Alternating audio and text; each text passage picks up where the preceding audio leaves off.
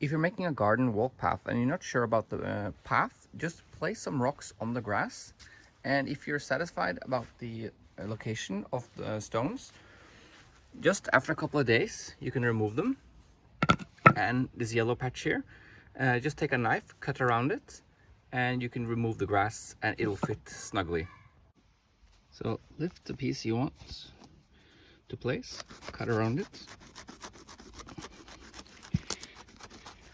Now you can use a normal knife or anything other that's sharp.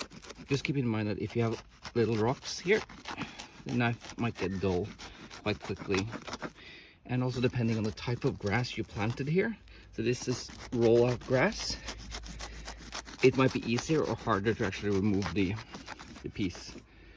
Just like this.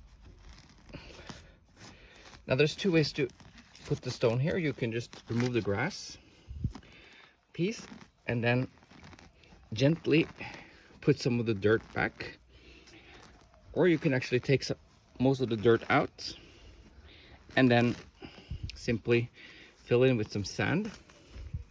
If you're in a colder climate, you might want to put some sand back there, because during the winter the footpath might change, or the ground might raise up a little bit because of frost. But if you just want to have a natural, do it quick and easy, just do it like that. You can put it down here and make sure it sits okay, and the grass will grow around it and it will fasten eventually the slab to the ground. Okay, so you can fairly see the new slabs that I put in. I'm just going to place them here and kind of let nature anchor the slabs to the grass itself by just the grass growing over them, like you see here. Grass is kind of like anchoring this plate here by just growing over it.